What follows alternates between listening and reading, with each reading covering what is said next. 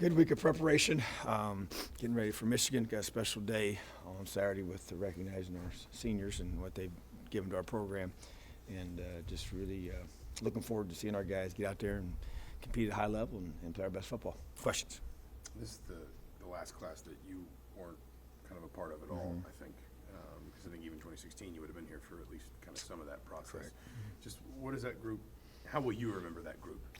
Yeah, it's a great question. I just think, like you said, I didn't recruit any of them to come here, but they were obviously here my first year, and so I've been here a long time with them. So you get a chance to get to know them better, and I think that what they mean to me is that they're going to be the group that turn this thing, and to me, the two classes previous to this were a huge part of it, and they will always be a part of the process of us creating the breakthrough that we wanted to begin to have happen.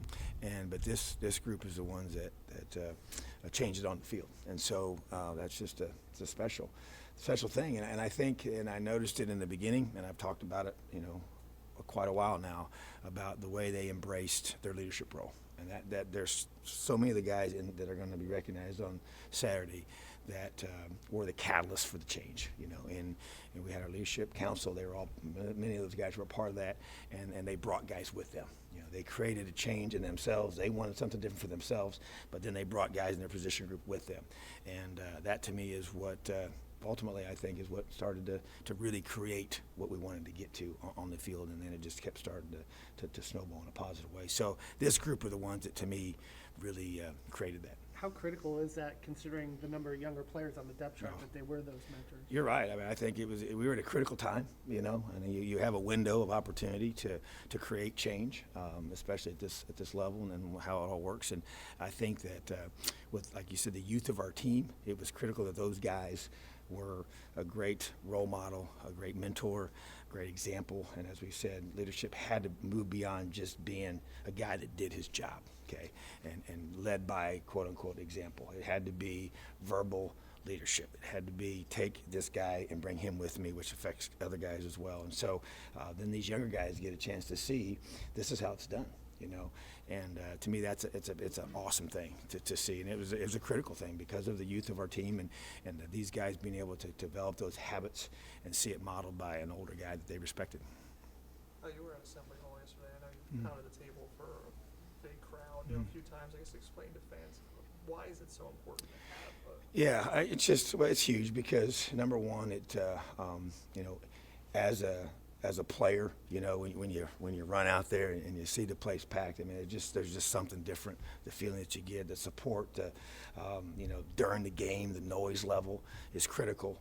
It affects us, especially third downs when their offense is on the field. It's communication. I mean, you can create mistakes, for your opponent when they can't hear, and everybody's got their way of handling it, but it's changed and it's different and it's harder, and so and I know that's that's a positive thing. So it's not only, an encouragement and a motivation for our players and then the energy that they bring, especially throughout the whole game, but then also it's a strategic advantage, from a football perspective to be able to help you on special teams as well. You get a team pinned back in there and they got to punt, they can't hear, and they got to do different things. And those kind of situations, I think, where it matters. That's why being on the road is a big deal, and the crowd and the intensity of the crowd, and our stadium's a loud stadium. It really is in the way it's structured now, especially being closed in on both sides, and we just need everybody there.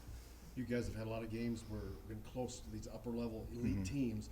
Michigan probably epitomizes that more than any other. Last two trips here, games have gone to overtime. Another opportunity this Saturday for this team to really put a stamp on this season. There's no question, and we've talked about that. We do address the things in the past, and when I think it's appropriate, and that would obviously was very appropriate, and knowing that how we played these guys when they come here, and the expectation we have for that, So, but bottom line is we just go through, you talk about the goals you have for a season, and opportunities like this are one of our goals, and so we want to be able to play our best football, and it has to be consistent, it has to be from start to finish, and it has to be at a high level of execution, and that's what we've emphasized this week, and that's what it's going to come down to. Coach, with being an Indiana guy, when you took the job, you said it was kind of a dream job scenario for you, but to be a semifinalist for the Coach of the Year, I guess Is that something you expected this early, or is it, what was your reaction? Well, I didn't expect it, you know, I got a great staff. I mean, those things like that it's a recognition of the people that you have in your program, and yeah, I get it. You know, the leader's the one that's, you know, gets all the, you know, blame, and he should when things don't go right, and then when things go well, then you get some things like that. But man, we got a great group of coaches, and it's everybody, and it's our players, it's how they're performing, and that's why I always say it's not what I believe. It's as I address our team, it's what do you believe, and how are we going to play? And I say that to them all the time, you know, 'cause I have a certain set of beliefs here, and you know what I believe about when I came here and what I believe we can do here. But it's what do you believe as a player, and how are we going to play? And so, but something like that, you know, it's just once again, it's kind of like the ranking. It's just a confirmation for things that being recognized and acknowledged for creating change. And we're excited about the change we're creating, but we definitely are not where we want to be. Any other- How's Walt doing? He's still in the protocol, so we don't know yet, but we'll know here in probably maybe even this afternoon. If he doesn't go, how do you feel about the receivers around him? Oh, The fact that Fry. Great group. You know, Fry has the flexibility. He's probably our most versatile guy. You know, David Ellis is a guy, you know, plug in there and do some great things. So it's a very good room. It's a deep room right now, and so you know, we'll see. We obviously love to have him, but you know, if not, then next man up. Awesome. Elio. Thank you.